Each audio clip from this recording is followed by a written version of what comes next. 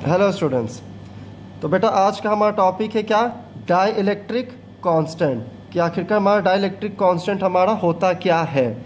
तो die electric constant समझने के पहले हम लोग इस टर्म का मतलब समझते हैं कि आखिरकार हमारा ये जो डाई इलेक्ट्रिक है, ठीक है, ये जो हमारा टर्म डाई इलेक्ट्रिक है इसका मतलब आखिरकार हमारा क्या होता है।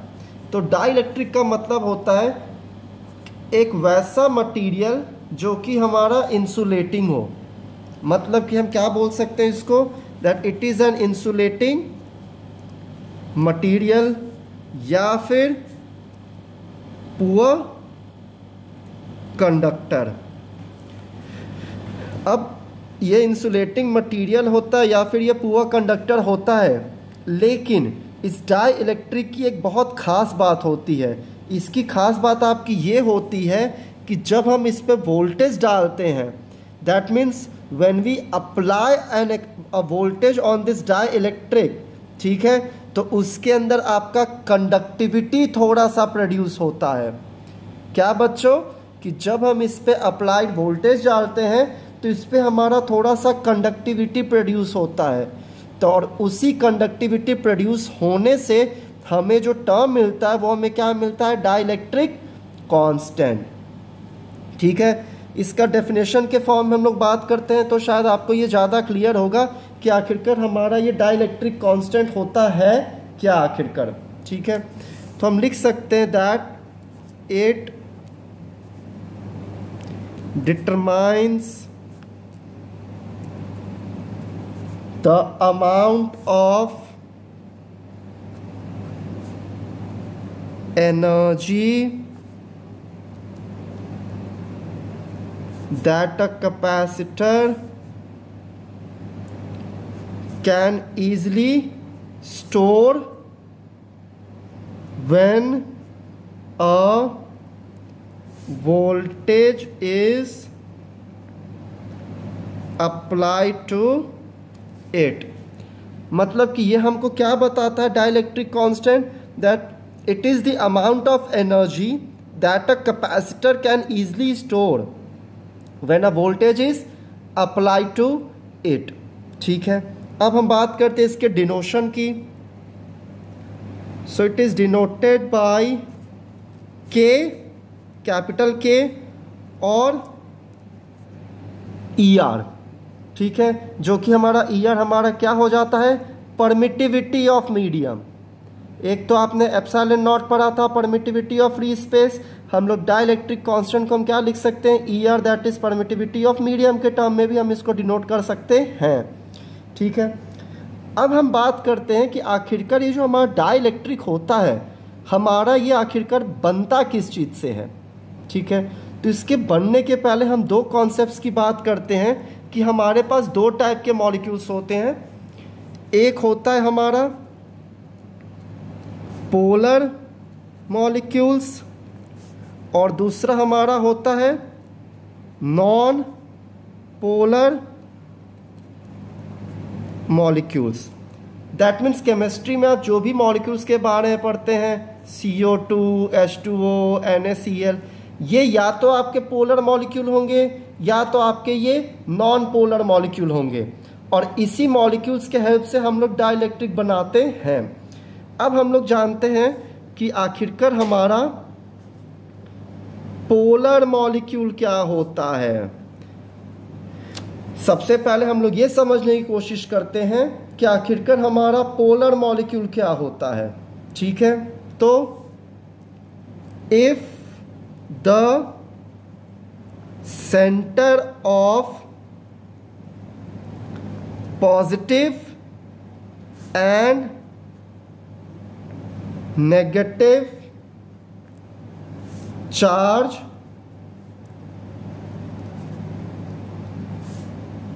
does not coincide with each other। ठीक है, मतलब कि अगर सेंटर ऑफ पॉजिटिव और निगेटिव चार्ज अगर एक दूसरे के साथ कोइंसाइड नहीं कर रहे हैं तो फिर वो हमारा किस टाइप का मॉलिक्यूल हो जाएगा, पोलर मॉलिक्यूल। जैसे मान लो कि आपका कोई एक मॉलिक्यूल है NaCl, ठीक है। तो Na पे पॉजिटिव चार्ज प्लस Cl पे नेगेटिव चार्ज मिल करके हमारा बनता है NaCl। अब यहाँ पे अगर मैं देखूँगा तो हमारा तो इसका पॉजिटिव और नेगेटिव तो हमारा कोइंसाइड कर जा रहा है, जबकि पोलर मॉलिक्यूल का सबसे मेन टर्म होता है डज नॉट कोइंसाइड। तो अब डज नॉट कोइंसाइड के हम लोग क्या ले सकते हैं, H2SO4, ठीक है, H2SO4। अब H2SO4 भी हमारा एक टाइप का बहुत हद तक पोलर का बिहेवियर हमारा ये शो करेगा। एक एटम यहाँ, SO4 यहाँ और एक H हमारा यहाँ, इस पे नेगेटिव है, इस पे पॉजिटिव, इस पे पॉजिटिव, कंबाइन कैसे करेगा, ऐसे और ऐसे।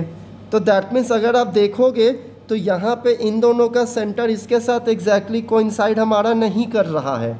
तो इस टाइप के मॉलिक्यूल को हम लोग क्या बुलाएंगे, पोलर मॉलिक्यूल। और ये जो पोलर मॉलिक्यूल्स हमारा होता है, एक और क्वेश्चन आपका पूछा जाता है कि पोलर मॉलिक्यूल्स हमारे किसके इक्विवेलेंट होते हैं। दैट मीन्स पोलर मॉलिक्यूल्स आखिरकार हमारा किसके इक्विवेलेंट होते हैं, जो भी आपने कॉन्सेप्ट पढ़ा है। So polar molecules is equivalent to dipole moment.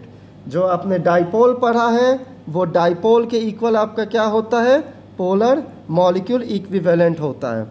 तो ये बात थी हमारे पोलर मॉलिक्यूल्स की। अब हम बात करते हैं नॉन पोलर मॉलिक्यूल्स की। तो अब नॉन पोलर तो आप इजीली समझ गए होंगे कि हमारा नॉन पोलर मॉलिक्यूल क्या होता है, क्योंकि पोलर का जस्ट उल्टा होता है।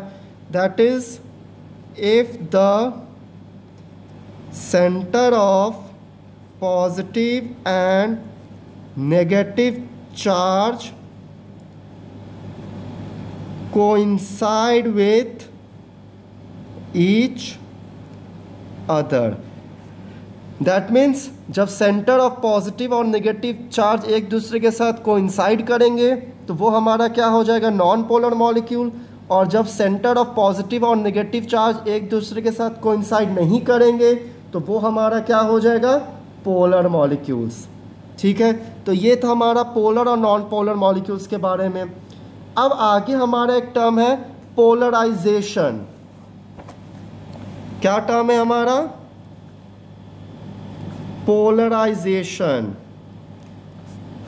कि आखिरकार हमारा ये पोलराइजेशन होता क्या है।